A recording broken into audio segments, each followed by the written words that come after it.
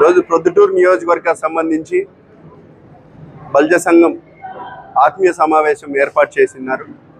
ఈ సమావేశానికి నన్ను పిలిచి వీళ్ళకి పరిచయ కార్యక్రమం పెట్టడం, పెద్దలు నంద్యాల వరదరాజరెడ్డి గారు కూడా ఈ కార్యక్రమంలో హాజరు కావడం నాకు నిజంగా చాలా సంతోషకరమైన పరిణామం.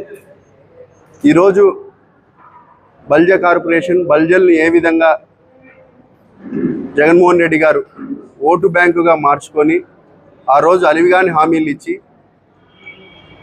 ఒక కులాల మధ్య చిచ్చు పెట్టి ఆ రోజు 2019లో ఓట్లు దండుకున్నారు. కానీ చంద్రబాబు నాయుడు గారు బల్జ కార్పొరేషన్ అని పెట్టి దాదాపు 10,000 కోట్లు ఇస్తానని చెప్పి మొదటి విడతలో 1000 కోట్లు కూడా ఇవ్వడం జరిగింది. దాని ద్వారా చాలామందికి పర్సనల్ లోన్స్ కానీ, ఎడ్యుకేషన్ లోన్స్ కానీ, వాళ్ళ ఏదైనా ఇండస్ట్రీస్ పెట్టుకుంటాము అంటే వాళ్ళకు కూడా ఆ లోన్స్ సబ్సిడీ రూపంలో ఇవ్వడం జరిగింది చంద్రబాబు నాయుడు గారు. కాబట్టి ఈరోజు కార్పొరేషన్ ఉంది కానీ కేవలం పదవులు అలంకారప్రాయంగానే నిలబడిపోయినాయి. ఆ కార్పొరేషన్లలో టేబుల్ ఉంటే చైర్ ఉండదు, చైర్ ఉంటే టేబుల్ ఉండదు.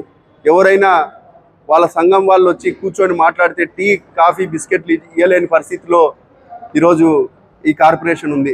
కాబట్టి జగన్మోహన్ రెడ్డి గారు నోటికి ఎంత వస్తే అంత చెప్పడం తప్ప చేతుల్లో మాత్రం చూపించడం లేదు.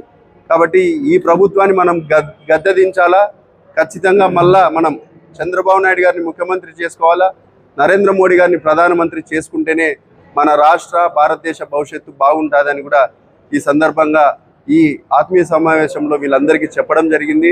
ఖచ్చితంగా మంచి చెడును చూసి ఓటేయమని కూడా విజ్ఞప్తి చేసినాము. ఈరోజు ఏ విధంగా ఉందో మీరందరికీ తెలుసు.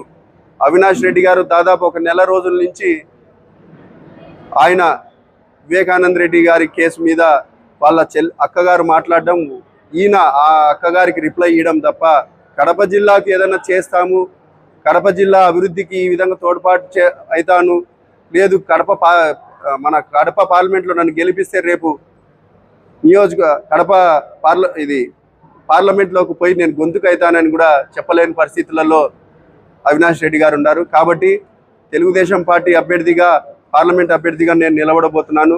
మీరందరూ నన్ను ఆశీర్వదించాలని కూడా కోరుకుంటూ ఈరోజు ఈ కార్యక్రమాన్ని విజయవంతం చేసిన ప్రతి ఒక్క బల్జ సోదరీమణులందరికీ నా హృదయపూర్వక నమస్కారం తెలియజేసుకుంటాను.